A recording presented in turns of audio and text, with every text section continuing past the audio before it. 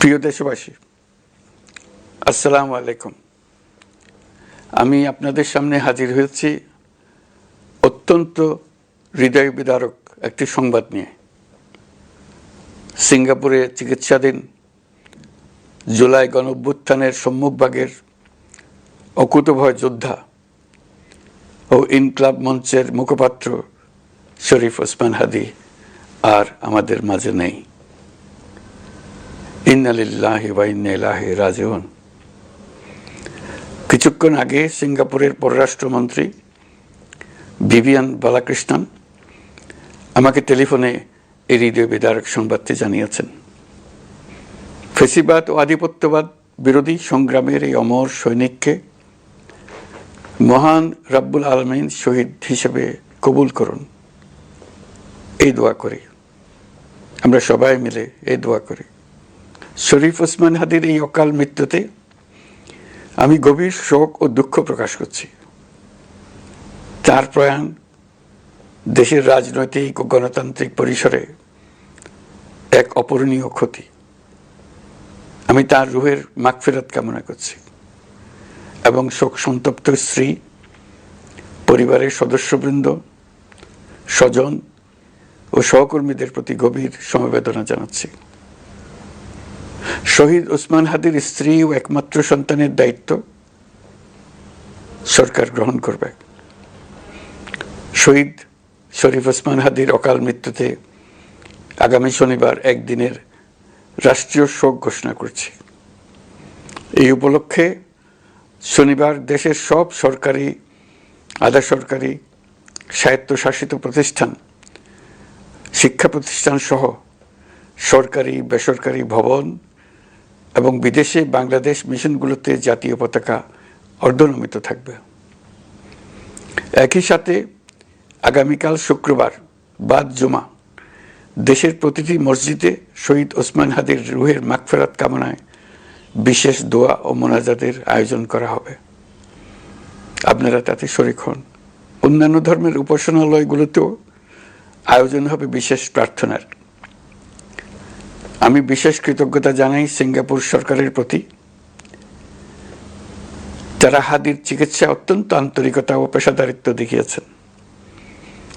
বিশেষ করে সিঙ্গাপুরের পররাষ্ট্রমন্ত্রী ভিভিয়ান বালাকৃষ্ণন, যিনি একই সঙ্গে একজন বিশিষ্ট চিকিৎসক, তার প্রতিও তিনি নিজে হাদীর পরিচর্যা করেছেন, আমাকে নিয়মিত চিকিৎসা সম্পর্কে খোঁজখবর দিয়েছেন।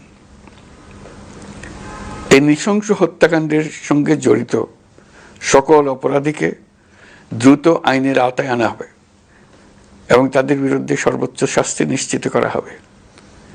এই বিষয়ে কোনো ধরনের শৈথিল্য দেখানো হবে না। বিপ্লবী রক্তে উজ্জীবিত এই তরুণ নেতা ওসমান হাদী ছিলেন প্রতিবাদের অনন্য প্রতীক। তার কর্মের মধ্য দিয়ে তিনি শুধু প্রতিবাদ নয়, দেশপ্রেম, ধৈর্য ও দৃঢ়তার অনন্য দৃষ্টান্ত রেখে গেছেন। আমি দেশের সকল নাগরিকের প্রতি আন্তরিক আহ্বান জানাচ্ছি, আপনারা ধৈর্য ও সংযম বজায় রাখুন। আইনশৃঙ্খলা রক্ষাকারী বাহিনী ও সংশ্লিষ্ট সংস্থাগুলোকে পেশাদারিত্বের সঙ্গে তদন্ত কার্যক্রম পরিচালনা করে সুযোগ দিন। রাষ্ট্র আইনের শাসন প্রতিষ্ঠায় সম্পূর্ণরূপে প্রতিশ্রুতিবদ্ধ। আমি আবারও স্পষ্টভাবে বলতে চাই, ওসমান হাদী ছিলেন পরাজিত শক্তি ফ্যাসিস্ট সন্ত্রাসীদের শত্রু। তার কণ্ঠ স্তব্ধ করে বিপ্লবীদের ভয় দেখানোর অপচেষ্টা সম্পূর্ণভাবে ব্যর্থ করে দেন। ভয়, সন্ত্রাস কিংবা রক্তপাতের মাধ্যমে এদেশের গণতান্ত্রিক অগ্রযাত্রা কেউ থামাতে পারবে না। আমরা এখন গণতান্ত্রিক উত্তরণের চূড়ান্ত পর্যায়ে উপনীত হয়েছি। শহীদ হাদী ছিলেন এই প্রক্রিয়ার অবিচ্ছেদ্য অংশ। তার একান্ত ইচ্ছা ছিল আসন্ন নির্বাচনে প্রতিদ্বন্দ্বিতা করে নতুন বাংলাদেশ বিনির্মাণের পরবর্তী ধাপে সক্রিয় ভূমিকা রাখা। অত্যন্ত দুঃখের বিষয়, তার এই মহতী ইচ্ছা অপূর্ণ রয়ে গেল। তার স্বপ্ন বাস্তবায়নের দায় আজ সমগ্র জাতির কাঁধে ন্যস্ত। আগামী দিনগুলোতে আমাদের সবাইকে ধৈর্য, সংযম, সাহস ও দূরদর্শিতার সঙ্গে এগিয়ে যেতে হবে, যাতে নির্বাচন ও গণতন্ত্রের শত্রু ফ্যাসিস্ট সন্ত্রাসী অপশক্তিকে চূড়ান্তভাবে পরাজিত করা যায়। এই শোকের মুহূর্তে আসুন আমরা শহীদ শরীফ ওসমান হাদির আদর্শ ও ত্যাগকে শক্তিতে পরিণত করি, ধৈর্য ধারণ করি, অপপ্রচার ও গুজবে কান না দিই এবং যে কোনো হঠকারী সিদ্ধান্ত থেকে বিরত থাকে। যারা দেশকে অস্থিতিশীল করতে চান তাদের ফাঁদে পা না দিয়ে আসুন আমরা সবাই ঐক্যবদ্ধভাবে গণতন্ত্র, ন্যায় বিচার ও গণমানুষের অধিকার প্রতিষ্ঠার পথে অবিচল পদক্ষেপে এগিয়ে যাই। এটাই হবে শহীদ হাদির প্রতি আমাদের প্রকৃত শ্রদ্ধা।